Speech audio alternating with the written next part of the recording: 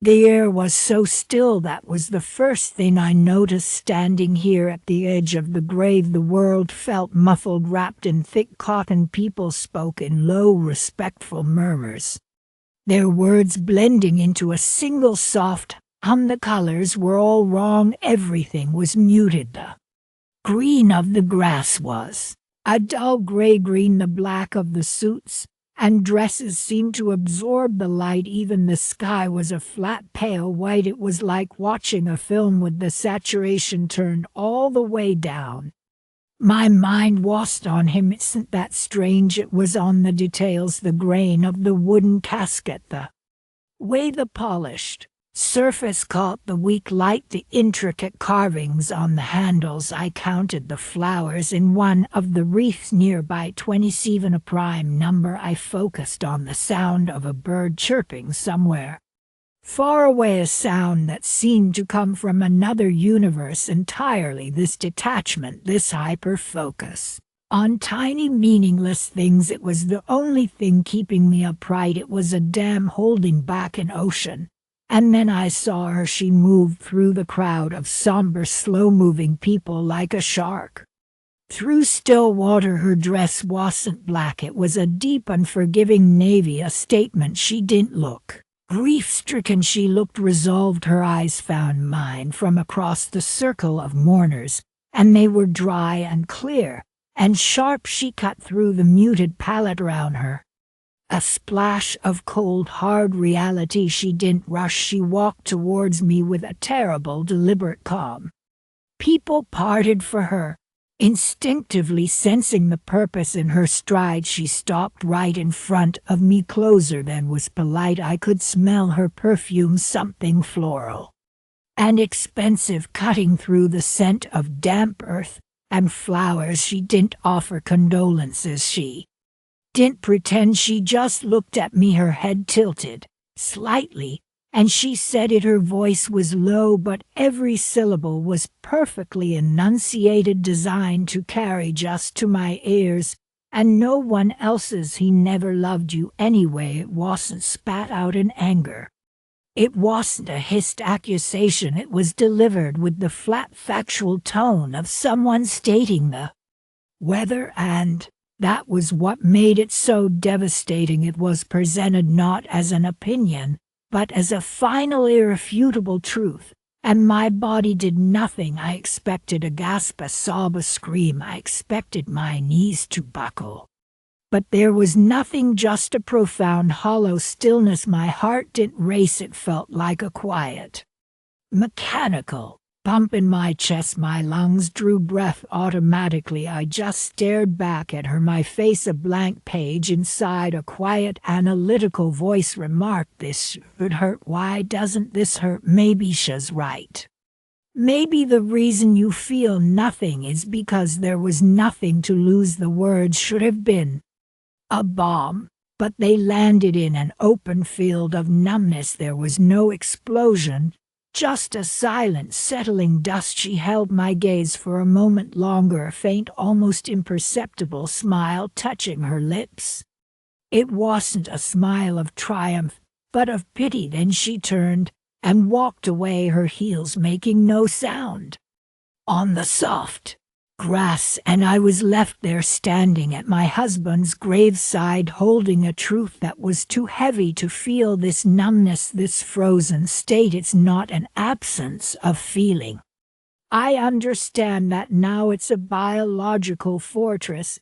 It's the most ancient part of your brain, the part concerned only with survival, slamming down a steel door between you and a pain so immense it would shatter you. Your nervous system simply disconnects. It's a mercy, a brutal clinical mercy. But the mind, it keeps working behind the wall. It starts pulling memories from the shelves, holding them up to this new terrible light. Our anniversary dinner. He laughed, his head thrown back, and he reached for my hand across the table. Was that real? The time I was sick with the flu, and he stayed home from work making me tea and reading to me. Was that just duty? The way he'd look at me sometimes, a softness in his eyes. I thought it was love, Was it just habit? Was it a performance? Each happy memory, once a solid, comforting thing, now feels like a piece of evidence in a trial. I examine them for cracks, for falseness I was too blind to see.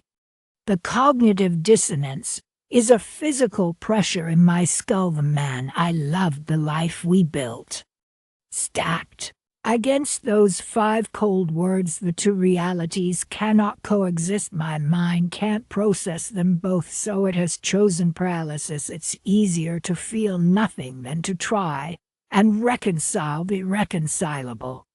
The funeral ended. People came up to me, touched my arm, their mouths forming words I couldn't hear. I nodded. I think I even smiled. It was all happening at the end of a very long tunnel. I got into the car, and the moment the door closed, the silence became even deeper. It was a silence that had a weight to it, a density. It wasn't until I was home, standing in the stark brightness of our kitchen, that the thaw began.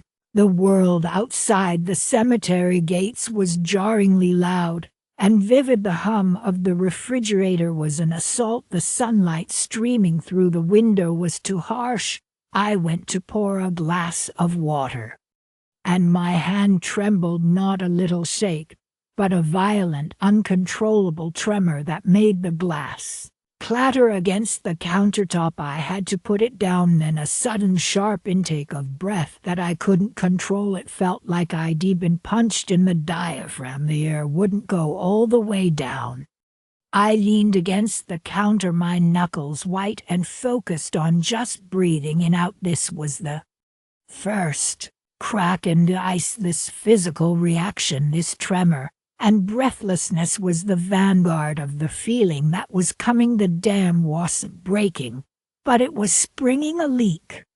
And in that moment, a new thought emerged, clear and calm amidst the physical chaos. The fact that I couldn't cry at the funeral, that I stood there like a statue, that wasn't a failure. It wasn't proof that I didn't love him or that her words were true. It was the opposite. It was a profound and powerful act of self-preservation. My spirit, faced with an unbearable trauma, wrapped itself in a cocoon of numbness to survive the initial impact. The tears will come, the anger will come, the grief, the real complicated grief for the man I knew and the man I'm now told he was. It will all come, but this stillness was a gift. A brutal, lonely gift. It was the quiet before the storm of feeling, and I understand, standing here in this kitchen that still smells faintly of his coffee, that the journey hasn't ended. It has only just begun. The journey back to feeling something, anything, is the first necessary step on the long road to whatever comes next. The church was quiet, a heavy, respectful silence broken only by the occasional sniffle or the soft, weighted sound of someone shifting in the old wooden pews. Sunlight streamed through the stained glass, casting colored patterns on the floor, but they didn't feel holy, they just felt like light. And I was sitting there, my hand tucked into my husband's arm, feeling the rough texture of his best suit jacket, trying to anchor myself to something real. My grief was a thick, muffled thing, something I was carrying carefully, like a bowl filled to the very brim. I was just trying to get through the service without spilling it. And then she stood up, his ex-wife, Caroline. She walked to the front, her heels clicking on the stone floor, a sound that seemed to break the sanctity of the whole moment. She didn't look grief-stricken, she looked resolved. She adjusted the microphone, and her eyes scanned the crowd. And for a heartbreaking second they landed on me. There was no malice in them. That was the worst part. It was something closer to pity. She cleared her throat, and her voice was clear and steady, cutting through the muffled atmosphere of the church. We're all here to remember David, she began. And it was a normal enough start, but then she paused, and her gaze fixed on me again, and she said, But I think some of us are mourning an illusion. I need to say this for my own conscience. David was a complicated man. He was a man who built entire worlds to avoid facing the truth. And the truth is, she said, her voice dropping to a near whisper that the microphone picked up perfectly. He never loved any of us, not really, not in the way that counts. The air went out of the room, or maybe it was just the air went out of me. I felt my husband's arm tense under my hand. I heard a collective sharp intake of breath from the people around us. My first thought was pure, white hot anger. How dare she? How dare she come to his funeral, and try to poison this, to tarnish his memory, to hurt me now of all times. She was just bitter, of course she was bitter. Their divorce was messy. This was her final act of vengeance. I repeated that to myself, a mantra in my head. She's bitter. This is a lie. But the words, they didn't fade away like I expected them to. They stuck, they lodged themselves deep in my mind, a tiny poisonous seed, through the rest of the eulogy, through the final prayers. As we followed the casket out of the church, those words echoed. He never loved you. They started to poison my memories. I'd think of a tender moment, a vacation we took, a time he held me when I was sick, and Caroline's voice would slither, and he never loved you, and suddenly the memory would feel different. Could I have misinterpreted his kindness? Was it just obligation, a performance for a weak one? Wrestled with it. I tried to bury it with my husband, but the doubt had taken root. It was growing in the quiet moments, in the empty space he left behind in our bed. I realized I had a choice. I could live with this poisonous uncertainty forever, letting it slowly erode every good memory I had, or I could do something about it. I couldn't ask David, but I could ask everything had left behind. I made a decision, sitting alone at our kitchen table, staring at his empty chair. I was not going to let this lie. I was going to investigate my own marriage. I was going to hunt for the truth, whatever it was. I needed evidence. I needed to know if the foundation of my life for the past 15 years had been real, or if I'd just been living in a house of cards. It started subtly. I began with his office. It felt like a violation. And maybe it was, but the need to know was stronger than the guilt. I went through his desk drawers. Not like a grieving wife, but like a detective. I wasn't looking for memories, I was looking for clues. At first it was all mundane: old bills, tax documents, random receipts. But then I found his old laptop. Had said it was broken, that had gotten a new one years ago. I plugged it in, and to my surprise it booted up. The password was our daughter's birthday. Of course it was. That simple familial code felt like a small victory, a sign that things were normal. But then I found the files. There was a folder buried deep, labeled old projects. Inside there were spreadsheets, but also a text document with no title. I opened it. It wasn't a love letter. It was worse. It was a list, pros and cons. The header was my name. He had written a list dated a month before he proposed, weighing the decision to marry me. The pros were things like stable, good family, cares for me. The cons were clinical, not as passionate.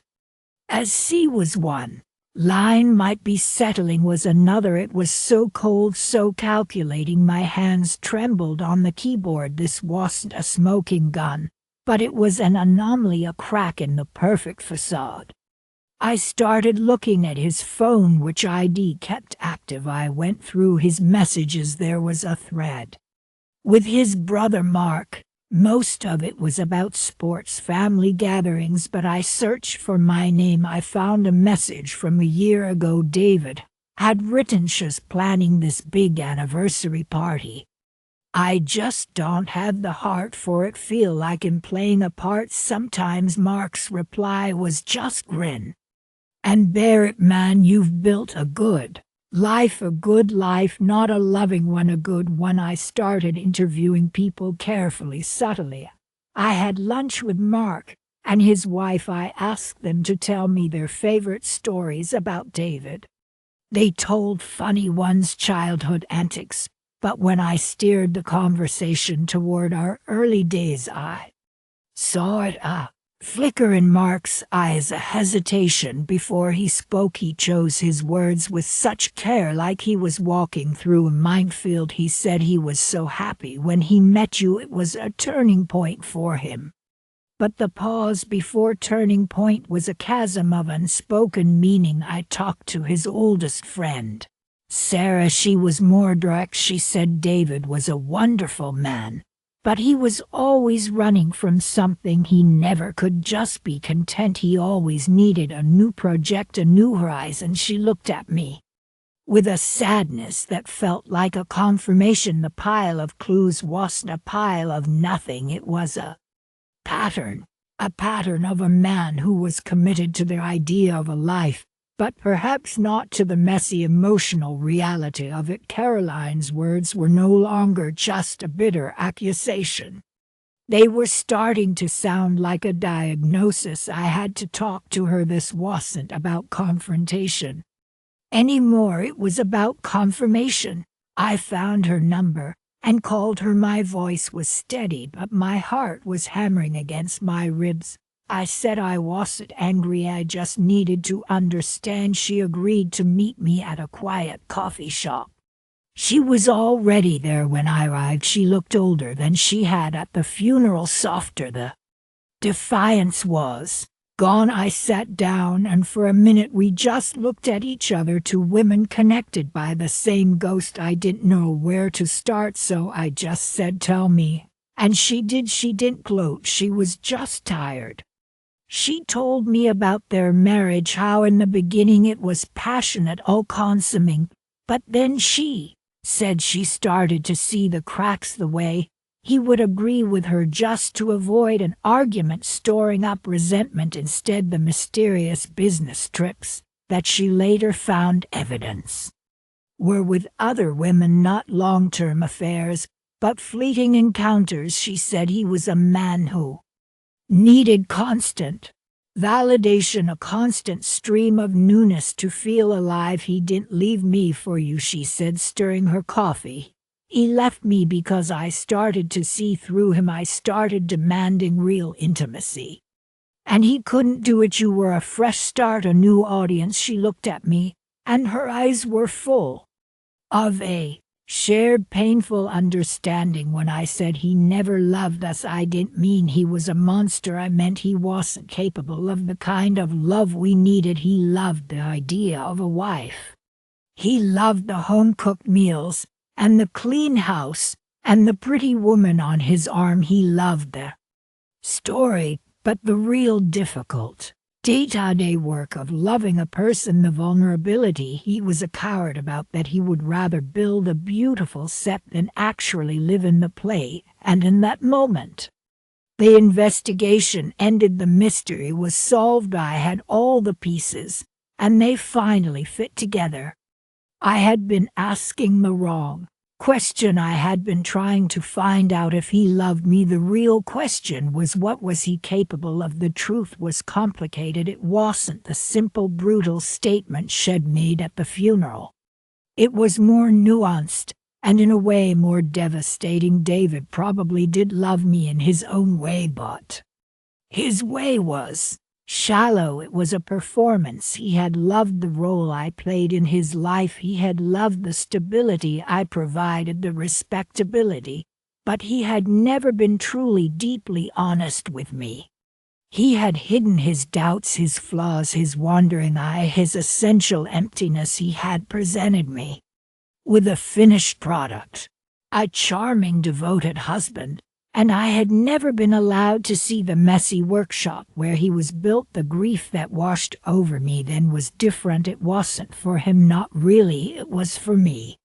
It was for the 15 years I had spent loving a man who was only partially there. It was grief for that Conversations we never had, the intimacy we never achieved, the love I poured into a vessel that had a crack running right through its base. I had been seeking validation, proof that my life was real. What I found was liberation, the truth even.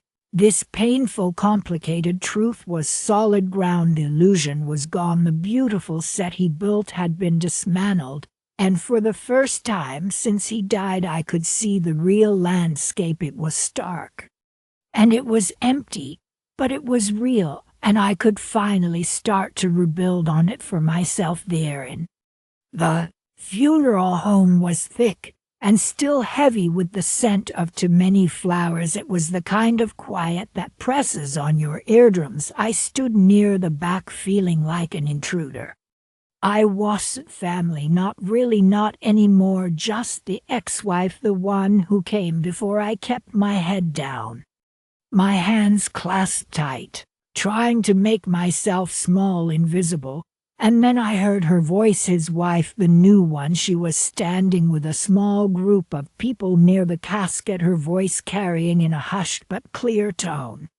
She wasn't talking to me, but she might as well have been. She said, "It's a shame, really. Some people just aren't built for the long haul. They jump ship at the first sign of a little rough weather. They leave the real work to others." The words didn't land like a slap. They seeped in like a poison.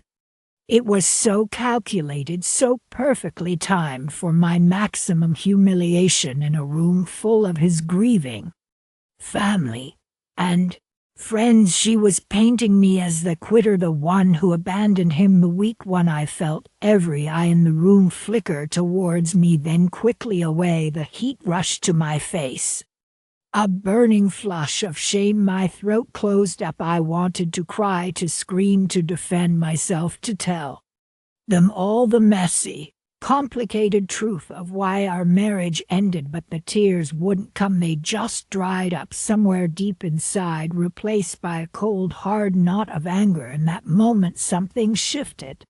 The feeling of worthlessness was so overwhelming it almost crushed me, but right beside it, beneath the humiliation, a different feeling sparked. It was fierce, and it was determined. I looked at her standing there so composed, using her husband's funeral as a stage to diminish me. And I knew crumpling was what she expected, crying was what she wanted. It would have confirmed her entire story about me instead of crumbling. I felt my spine straighten. I took a slow, deep breath, and I made a promise to myself right there beside his coffin. This pain wouldn't break me, it would fuel me.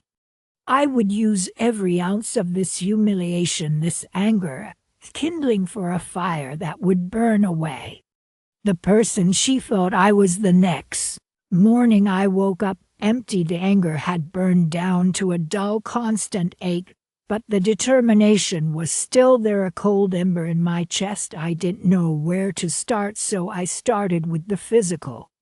I joined a gym, not a gentle yoga class, but a place with heavy weights and loud grunting people. I started running even when every muscle screamed in protest. I wasn't trying to get a revenge body for him or for her. It was about reclaiming my own space. I needed to feel strong in my own skin again. I needed to prove to myself that I could endure discomfort, that I could push through pain at work. I stopped being the quiet, agreeable employee who never rocked the boat. I started speaking up in meetings. I volunteered for the difficult, high-visibility projects that everyone else avoided. I worked late not because I had to, but because I was building something, a reputation, a career that was mine alone. I reconnected with friends I'd let drift away during the marriage. I called them. I made plans. I showed up. I learned how to have fun again, real fun that wasn't tied to being someone's wife. I traveled with a girlfriend for a weekend, something I'd never have done before. I started saying yes to things that Scared me I didn't post about it on social media. This wasn't for an audience, it was for me, but privately I kept a journal, not a diary of feelings, but a log of accomplishments. Ran 5K without stopping. Led the client presentation and got the approval. Reconnected with Sarah. It was my evidence, my proof of progress. And as the pages filled up, a funny thing happened. She started to fade. Thoughts of her, of him, of the funeral, they didn't disappear, but they lost their sharp edges. They became background noise. My own life was becoming too loud, too vibrant, too full for their whispers to be heard. The living well is the best revenge mantra wasn't about them anymore. It was just about living well. For me, it was over a year later. I was in a completely different part of the city, at a gallery opening for a friend's art show. The room was buzzing with energy, filled with interesting, creative people. I felt good. I was wearing a simple black dress, but I felt strong in it, confident. I was chatting with my friend, laughing about something, when I saw her. She was across the room, standing by herself, looking a little lost. She looked older, tired. The composed mask from the funeral was gone. Our eyes met. There was a moment of pure, unguarded surprise on her face. It wasn't just recognition, it was a reassessment she was taking in my posture, the ease with which I was standing, the genuine smile on my face. I saw the calculation happening behind her eyes. This wasn't the diminished, shamed woman from the funeral home. This was someone else entirely. She made her way over. The crowd seemed to part for her. "Hello," she said, her voice tentative. "Hello." I replied. My voice was calm, steady. "It's been a while," she said, her eyes scanning me, looking for a crack. "You look well, thank you," I said. "I am." And I meant it. There was no barb in my tone, no hidden meaning. It was just a statement of fact. She hesitated, and I could see she was gearing up for something, maybe another veiled insult, a reminder of the past. But I didn't give her the chance. I smiled, a polite, close-lipped smile. "It was nice to see you," I said. "Please excuse me, I need to congratulate the artist." And I turned away. I walked back to my friend, back into the warmth of my own life. I didn't look back. I knew with a certainty that settled deep in my bones that I had just won a war she didn't even know we were fighting, by refusing to engage, by showing her that her opinion held no power over me. I had taken away her only weapon. Later that night at home, I thought about that moment. I realized the victory wasn't in seeing her look surprised or envious.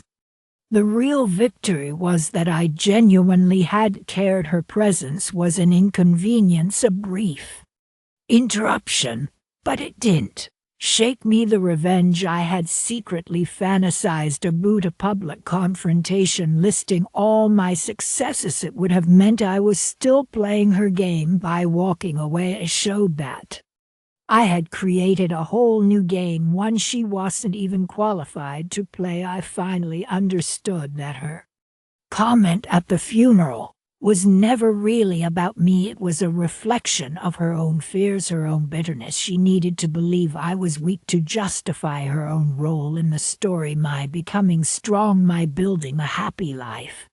Without him, it invalidated her entire narrative. The ultimate revenge wasn't harming her, it was making her irrelevant to my own happiness. True empowerment I saw now was this quiet, unshakable knowledge that I had built a life so fulfilling, so authentically mine, that past hurts had simply lost their meaning. They were like old scars. You could see them, but they didn't hurt anymore. They were just part of my history, not my present. I sat on the edge of my bed in the silence of my own apartment, a place I loved and had built for myself, and for the first time since that day in the funeral home, the tears came, but they weren't tears of sadness or of anger. They were tears of release, a warm, quiet stream washing away the last remnants of that cold knot of shame. They were tears of triumph, not over her, but for the woman I had fought to become. I had taken her cruelest words and used them as the foundation for something stronger, something real, and in the stillness that felt like the most powerful revenge of all. The air in the funeral home was thick and still like water in a vase that hadn't been changed in weeks. It had a specific smell, a mix of too many flowers and old carpet. People moved through the rooms in slow motion, their voices a low, respectful hum, and I saw her across the crowd standing near the casket. But not too close. My ex-husband's first wife. She was wearing a severe black dress, something tailored and expensive, and she held a small folded handkerchief that she never once used. She wasn't crying. That was the first thing I noticed. Her face was composed, almost serene.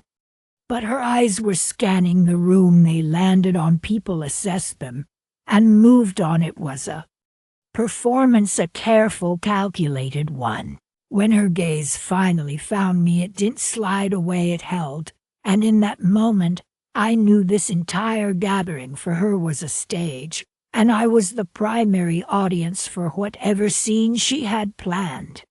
She waited for the precise moment. It was after most of the eulogies, when the formal part of the afternoon was breaking up into smaller, quieter conversations. I had just accepted a cup of tea from a well-meaning cousin, my hands shaking so badly the china was rattling. I felt a presence at my elbow.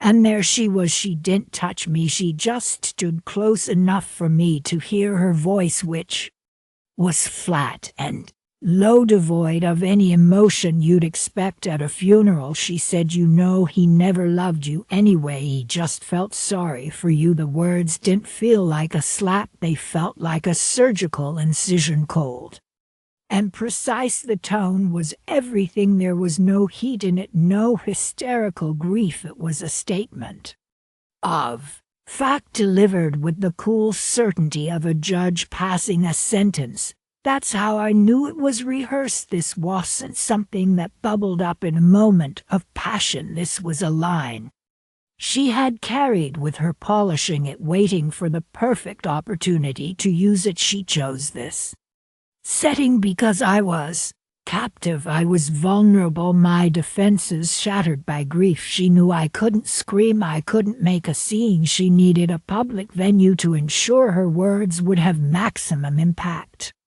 to make sure the humiliation would be as complete as possible. It was an act of psychological violence, and the funeral was her weapon to understand why. You have to understand our history. Her and him, they were married for 15 years. It wasn't a happy marriage, not toward the end.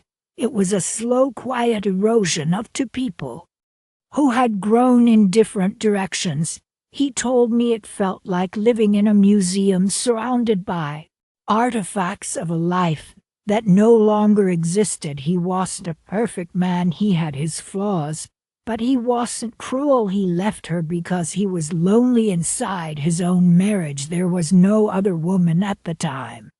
Just the prospect of a life without the constant low-grade misery.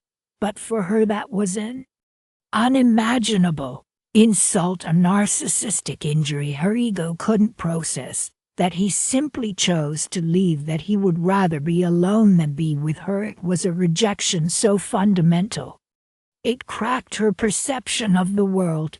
And then when he found happiness with me, it was Sultan that wound. It proved that the problem wasn't him or marriage in general. The problem was her. Our happiness was a constant living reminder of her failure. Our love was an accusation, so her comment that day was an attempt to rewrite history. If he never loved me, then his leaving her wasn't about finding something better. It was an act of pity. It was a way for her to reclaim a position of superiority in her narrative. She wasn't the woman he left. She was the woman he could never truly escape, the one true love. He was merely distracted from by diminishing my relationship. She was elevating hers. It was the only way she could win by claiming the entire foundation of my life with him was a lie. She could finally claim victory over a man who was no longer here to defend himself or his choices. That's where the psychology becomes so clear. It's called projection. She was attributing her own most painful and acceptable feelings onto me. The fear that he never loved me anyway was her fear. The idea that our entire marriage was built on something flimsy like pity that was a reflection of her own insecurity. She was the one who felt unloved. She was the one who probably believed on some deep level that he only stayed with her as long as he did, out of a sense of obligation. The cruelty was a mask, a very thick, very sharp mask designed to hide a profound and unhealed wound. Her need to inflict pain was a symptom of her own pain. It was a desperate, toxic attempt to make me feel the hollow emptiness she had been carrying for years. For a long time, those words lived inside me. They became a part of my grief, a poison that tainted every memory. But slowly, over months, my perspective began to shift. The numbness I felt, the inability to cry that followed her comment, I started to see it not as a failure to grieve, but as a form of protection. My spirit was building a wall against her toxicity, and as that wall went up, I could finally look over it and see her clearly. I stopped seeing a villain and started seeing a tragic figure, a woman so consumed by bitterness that she used her ex-husband's funeral as a platform for her own vendetta, while I was free to remember the love we shared, to eventually heal and move forward with the truth of our life together. She was trapped in a past she couldn't change, armed with nothing but resentment. Her words were a prison she had built for herself, and she was the only inmate. The pain she caused me began to transform. It didn't vanish, but it changed its shape. It softened from a sharp sting into a dull ache of pity. I realized that her comment was never actually about me or about the truth of my marriage. It was a confession, or an ugly confession, of her own suffering. She needed me to hurt because she was hurting. She needed to believe my love was a lie, because the alternative, it she had truly lost something real, was too devastating to face. The final emotional shift was a quiet one. There was no dramatic moment of forgiveness. It was just a simple, quiet understanding that settled over me. One morning I realized I couldn't cry for that moment at the funeral anymore, because I no longer felt victimized by it. I felt sorry for her. The cruelty of her words was a measure of her own despair. And in that realization I found a kind of freedom. She will never know her words were a reflection of her own suffering, and my silence, my eventual peace, became the answer. She tried to hand me her burden, but I finally quietly set it down. The air is thick with the smell of lilies. It's a sweet, heavy smell, the kind that clings to the back of your throat. My shoes are sinking into the soft, damp earth. I can feel the moisture seeping through the soles. People are murmuring all around me, a low, respectful hum, but it feels distant, like I'm hearing it from the other end of a long tunnel. All I can really hear are her words. They're just hanging there right in front of me, suspended in the humid air. He was a coward, you know, a complete and utter coward. She said it so quietly, just for me, as she walked past the casket. And now my mind, it's not a stream, it's a flood, a chaotic, churning flood of images. And every single one is being pulled under by the weight of that sentence. We were in Greece, Santorini. That's the first memory that hits me. The white walls of the village were so bright they almost hurt to look at. The sky was this impossible deep blue. We were on a balcony overlooking the caldera. The water a sheet of dark turquoise far below. He had just proposed. My hand was shaking as I held out my left hand, watching the sunlight catch the tiny diamond. He was smiling, his face full of such open, unguarded joy. He kept saying, "I can't believe it. I can't believe I get to spend my life with you."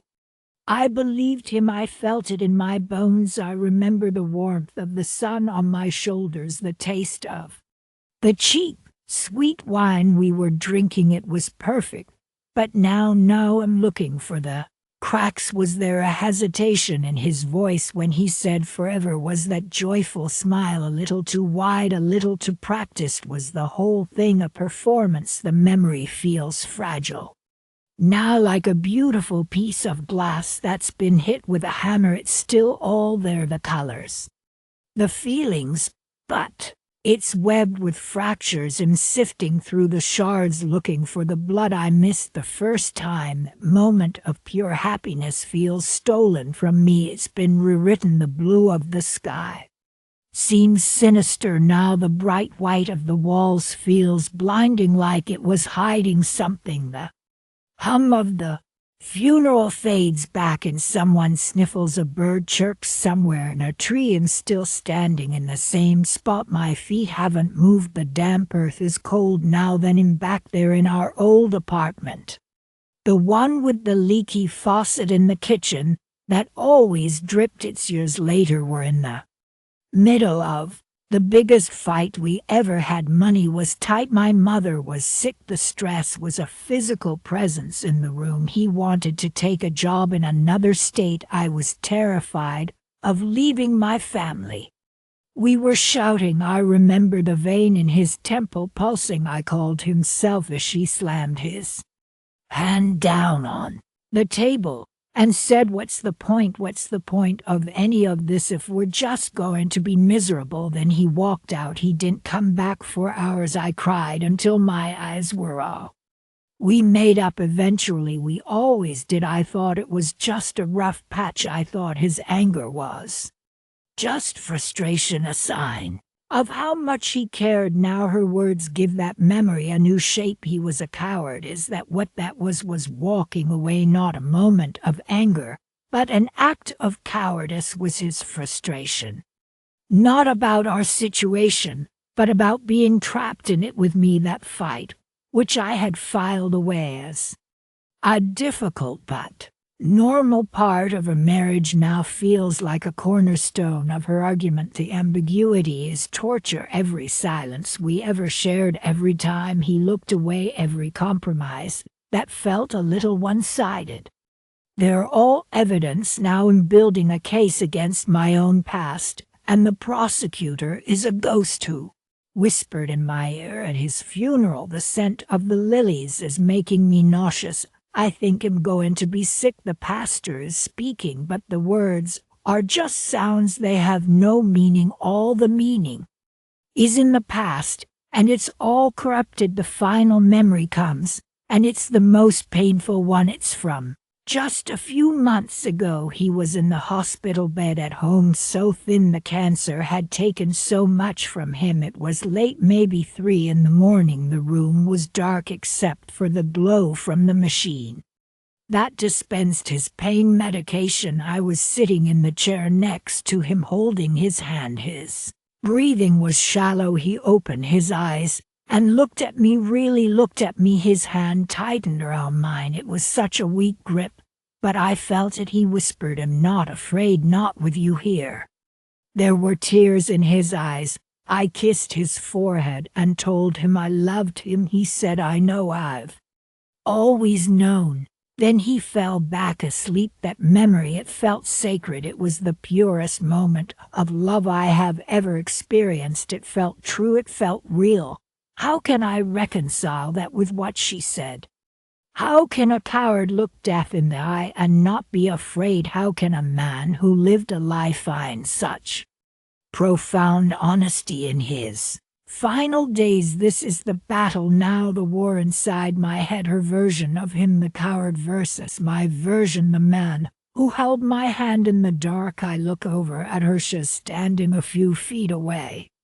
Her face a mask of composed grief. Is she right? Did she see a side of him I was blind to, or is her cruelty just a final act of possession, a way to claim his memory for herself? The truth, I realize, is probably somewhere in the middle, and it's unknowable, has gone. I can't ask him, we'll never know. If that moment in Greece was real, or a performance, he'll never know if his walkout was an act of fear or just human anger. The choice is mine now. Which reality do I choose to live in? Do I let her sentence become the title of the story of our life together? Do I spend the rest of my years re-examining every kiss, every laugh, every shared silence, looking for the poison she says was always there? The funeral is ending. People are starting to move, to shuffle away. The damp earth releases my feet. I take a step, and then another. I make a decision. I will not give her that power. Her words are a stain, but they don't have to soak through the entire fabric of my past. That moment in the hospital, his hand in mine, the love in his eyes, that was my truth. It was as real as the lilies I smell now, as real as the ground beneath my feet. I choose to believe in the man who was brave enough to die without fear. I choose to believe in the love we built with all its cracks and imperfections. Her narrative is a poison, and I will not drink it. I will cling to the authenticity of my own grief, my own love. The memories might be fractured, but they are still mine. She can't have them. The church was so quiet. You could hear every single sniffle, every rustle of a tissue, every creak of the old wooden pews. The air was thick with the smell of lilies, a sweet, heavy scent that felt like it was pressing down on my chest. And I sat there in the front row right next to the casket, feeling the eyes of everyone in the room on my back. I could feel their expectations like a physical weight. They were waiting for me to break. They needed me to break. That was my part in this whole production. I was the widow, the lead role in the tragedy. I had prepared for this. I'd thought about how I should act, what I should say, how I should look. I wore the right black dress. I accepted the hugs with a numb sort of grace. I knew the script. I was supposed to be the picture of devastation supported by my family, a testament to the love I had lost. And I tried, God, I tried to access that performance, but inside there was just nothing, a vast, empty silence. It wasn't that I didn't feel the loss, it was that the loss was so enormous, so final, that it had built a wall around itself. I couldn't get to it, not there, not with all those people watching. And then she spoke, his ex-wife. Her voice cut through the muffled atmosphere, clear and sharp and utterly without sympathy. She wasn't talking to me, not really. She was talking to her sister just a few feet away, but she made sure I could hear every word. Look at her, Ice Queen, not a single tear for the man she claimed to love. I always knew she was cold. The entire performance, the entire fragile stage we had built, just shattered. Every whispered conversation stopped. Every eye turned from the casket to me. The script was gone. She had ripped it up, and I was left exposed, sitting in the front row, completely dried under the judgmental gaze of everyone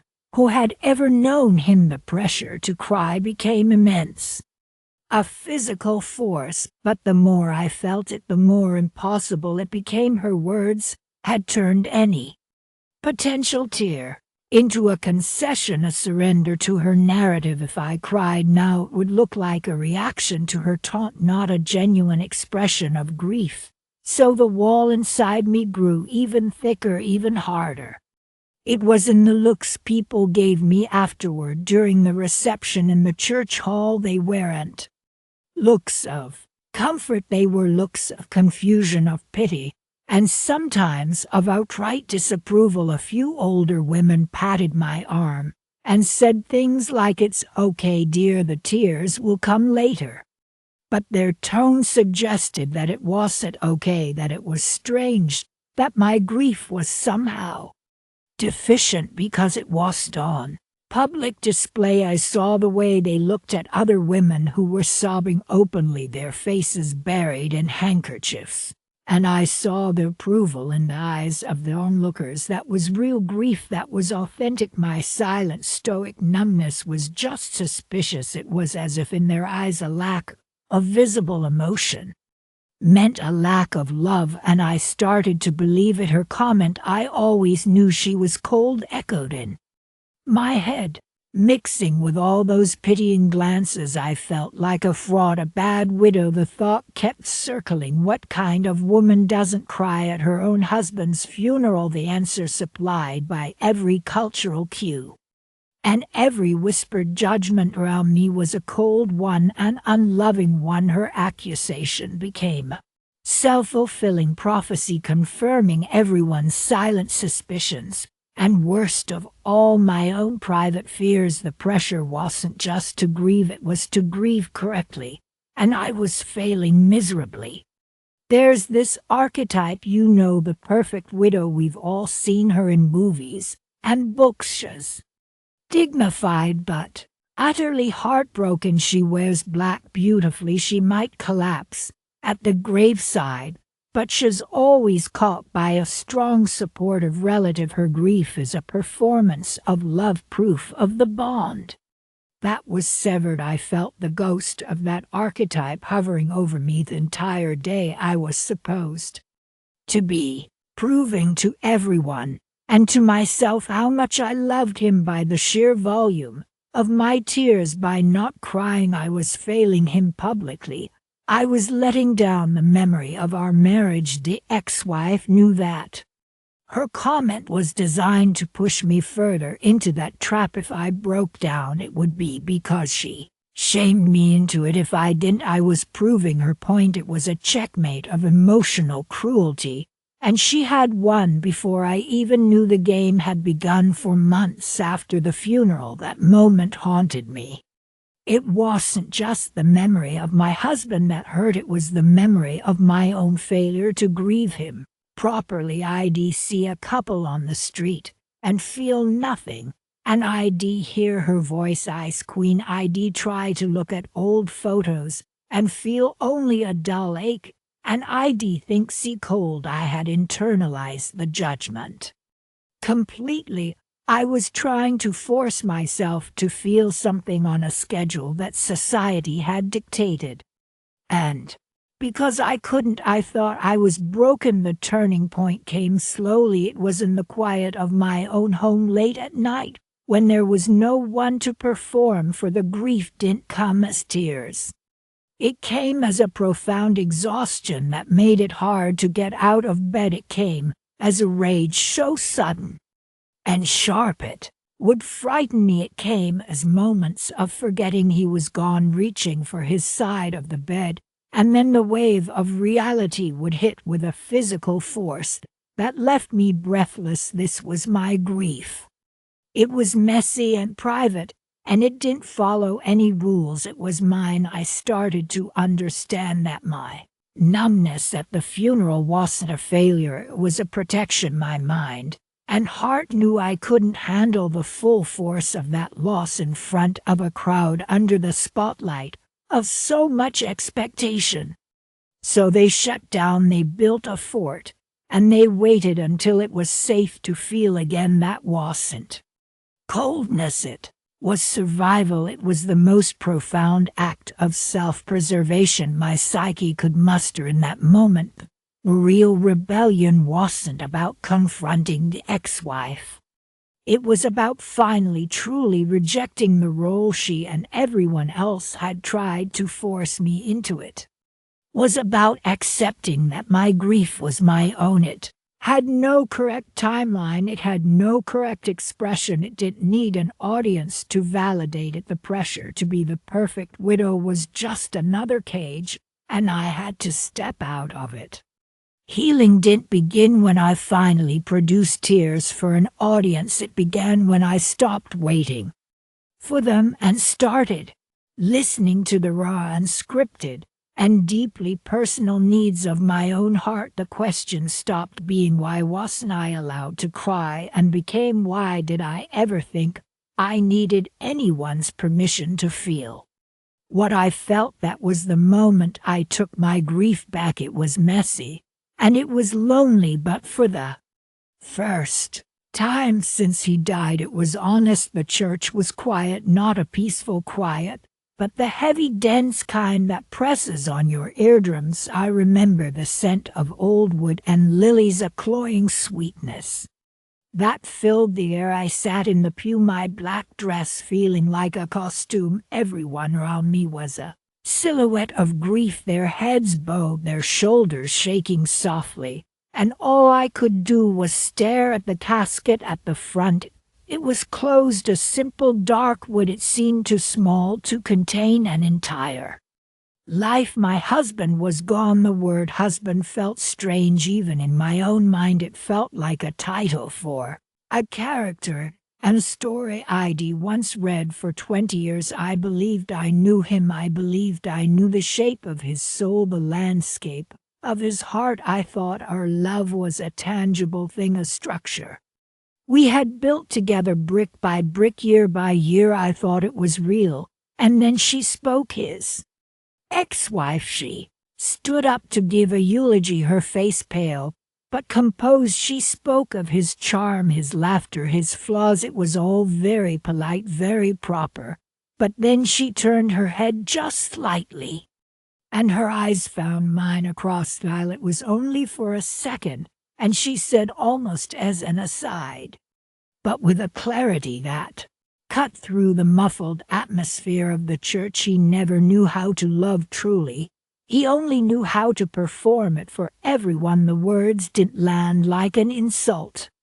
They didn't feel like a personal attack. It was something far worse. It was an earthquake. It was a key turning in a lock I never knew existed. And the door it opened didn't lead to a room of anger or betrayal, but to a vast empty plain of nothingness. My entire worldview, the story I had told myself about my life, about my marriage, about the nature of love itself, shattered. It didn't crack, it disintegrated. If what she said was true, then nothing had been real. The foundation of my last 20 years was sand, the memories, the anniversaries, the quiet moments in the kitchen, the vacations. Were they all a performance? Was I just an audience member in my own life? The rest of the service passed in a blur. The numbness I felt, was it an absence of feeling? It was a spiritual void. It was the blank slate after a fire has burned everything away. All my old beliefs, my assumptions about what love is, what marriage is, what a shared life means,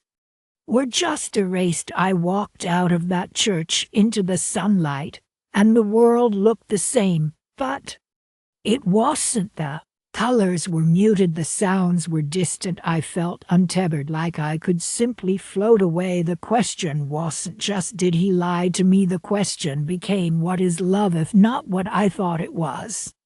I couldn't go back to the house filled with his things. I went to the library instead. It was the only place that felt large enough, quiet enough to hold the questions swirling inside me. This wasn't a search for closure. It was a quest, a desperate, urgent need to find a deeper truth, something that could anchor me again. I wasn't looking for self-help books about grief. I was looking for answers from people who had questioned the very fabric of existence. I started with the poet's Rumi. He wrote about love as a divine force, a current that flows through the universe, not something that belongs to one person or another. I read Plato, his theory of forms, the idea that the love we experience on earth is just a shadow of a perfect ideal love. I read modern philosophers who debated whether we can ever truly know another person's heart, or if we are all just islands interpreting each other's signals.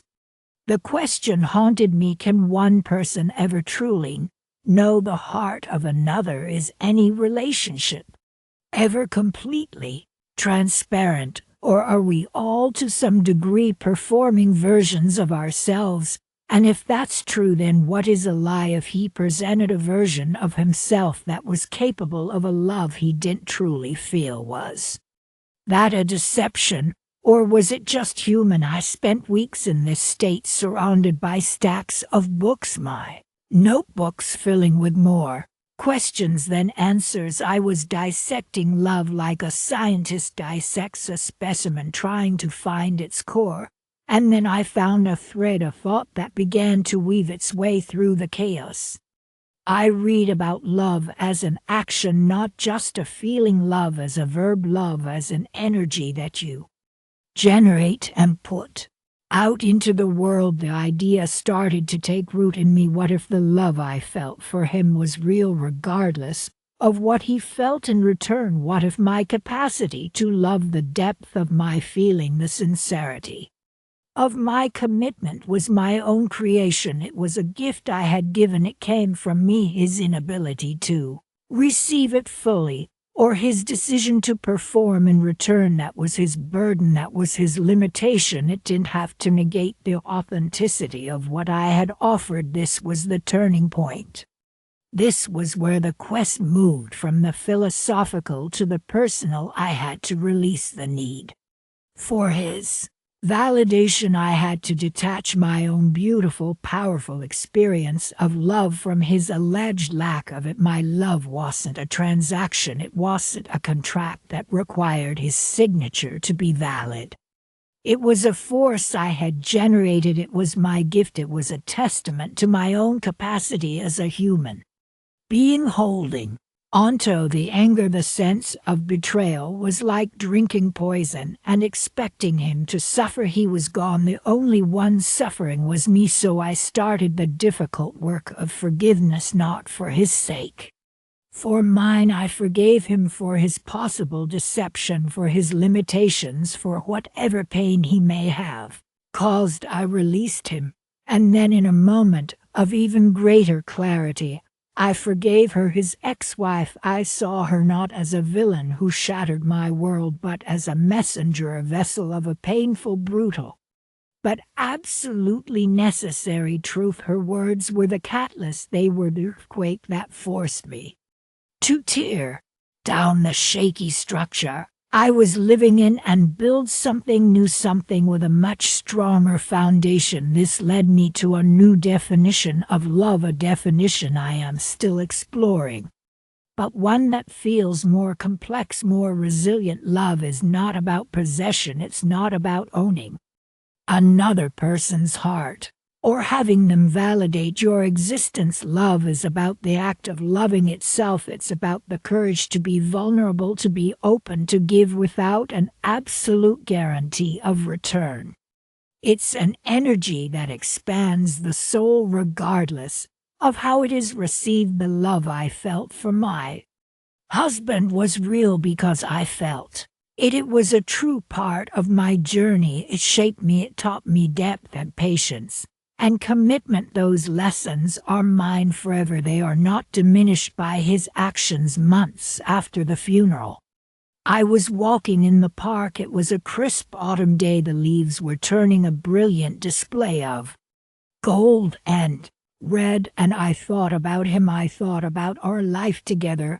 And for the first time there was no sting, no ache of betrayal. Instead, I felt a profound sense of gratitude. Gratitude for the love I was capable of giving. Gratitude for the beautiful moments we did share, even if his experience of them was different from my own. I felt the tears well up then, but they were not tears of sadness. They were tears of release. They were tears of gratitude for the love I experienced, for the capacity of my own Heart, I finally understood the journey she sent me on with her bitter words in that quiet church was a gift. It was meant to destroy me, but it ended up rebuilding me. It led me to a more profound connection with my own spirit. It forced me to question everything and to arrive at a truth.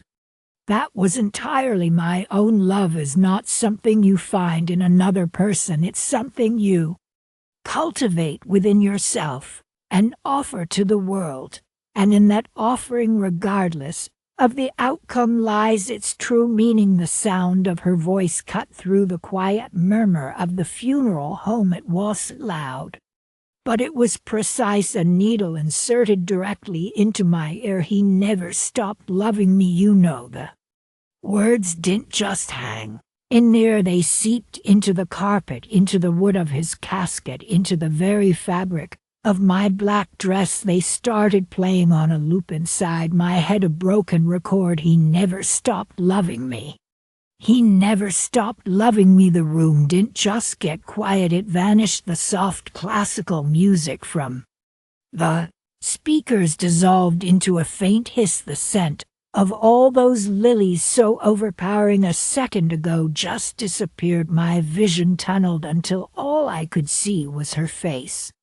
Her perfectly composed, somber, victorious face, and the sound of my own heartbeat. It was so loud, a frantic panic drumbeat against my ribs. Did I hear that correctly? Is this really happening? My mind was scrambling, a rat in a trap. Why here, why now? Standing 3 feet from his casket with his family just over my shoulder. This can't be real. This is a funeral. People don't say things like this at a funeral. Maya's darted away from her, scanning the faces of the people nearby. My sister-in-law was dabbing her eyes with a tissue. An old college friend had his head bowed. Did anyone else hear it? Did they see the way she looked at me? When she said it, I felt exposed, naked, as if she had just ripped the mourning veil right off me and revealed something ugly beneath. Everyone must be staring, but no one was. The world had kept turning for everyone else. For me, it had just shattered. And then the storm hit. Not tears, a storm of memories.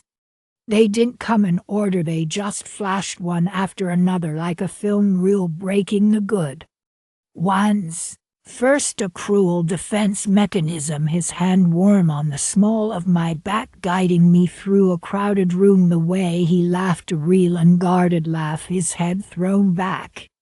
The morning light coming through our bedroom window, catching the gray in his stubble. He looked at me like I was the only person in the world, but the other memories shouldered their way in, ugly and sharp. The time he forgot, our anniversary, the trip to the beach where he was quiet the whole time staring at his phone. The secret phone calls. I'd find him in his study, the door slightly ajar, and his voice would drop to a whisper. I have to go ahead, sir. I always assumed it was work. What if it wasn't? What if it was her? The voice of doubt was a serpent coiling around those beautiful memories, squeezing the life out of them. What if she's right? What if all of it, the marriage, the life we built, was just a placeholder for her? Was I living in a house of cards that she could blow over with a single sentence? Then my own voice, the voice of defense, fought back. It was weaker, trembling, but he held my hand. When my father died, he cried with me. You don't fake that he was there when I had the flu, making me tea, reading to me. That was real. It had to be real. My mind became a battlefield. 2 versions of my husband, 2 versions of my entire marriage were tearing each other apart right there in the middle of his funeral.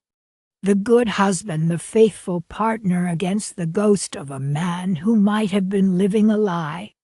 Which one was true? I looked at his casket, the polished wood gleaming under the soft lights. I wanted to shake him. I wanted to scream at him to wake up and tell me which man I had buried. The cognitive civil war was so violent, so all-consuming that I felt physically dizzy. The ground felt unsteady beneath my feet. The focus shifted away from the war inside my head and onto her, the architect of this chaos. Why? The question echoed louder than the looping sentence. What does she get out of this?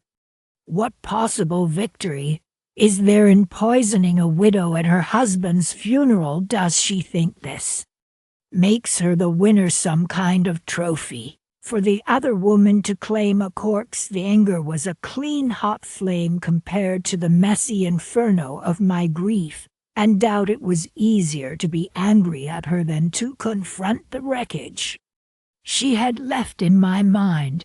And then I saw it. I really looked at her, past the composed expression, past the elegant black dress. I saw the tension in her jaw, the slight tremor in her hand as she adjusted her clutch. This wasn't confidence, this was desperation. This is about her, her pain, her loss. She's not here to mourn him, she's here to claim him, to rewrite history so that she was the great love story. And I was just the epilogue. A moment of bizarre icy clarity washed over me. This is pathetic. This is the act of a woman who has nothing left but ghosts. She needs this narrative to survive her own grief. Seeing her comment for what it was, a desperate, pathetic act, didn't take the sting away, but it gave me handhold, something solid to grip in. The free fall, the internal noise, the screaming arguments, the looping tape of her voice began to recede. It was like a deafening roar fading to a distant hum. And in that new fragile quiet, a single thought emerged. It didn't come from the voice of doubt or the voice of defense. It came from somewhere deeper, a place that had been silent until now, a core of survival. I didn't know I still possessed. The thought was simple: I am still here. My focus dropped from her face, from the casket, from the faces around me, and went inward to my body. I felt my feet flat on the floor, the solid, unyielding parquet. I felt the air moving in and out of my lungs, a slow, deliberate breath. I am still here. He is in that box. She is standing there poisoning the air, but I am still here. My feet are on the ground. My heart is beating. The decision formed not as a shouted command, but as a quiet certainty. I will not give her the satisfaction. I will not break down here. I will not crumble and let her have this moment. This is my grief. This is my husband's funeral. She does not get to own this. The final resolution wasn't about him anymore. It wasn't about whether he loved me or her or both of us. That question could wait. It would haunt me for years probably. But right now, in this moment, it was the wrong question. The question is not whether he loved me. The question is how I survived this moment. The answer settled over me not as a comfort, but as a fact, a new truth to replace the one she had shattered. And I will survive this moment. I will walk out of this room on my own 2 feet. I will breathe the air outside that is not thick with lilies and bitterness. I am still here. And I will continue to be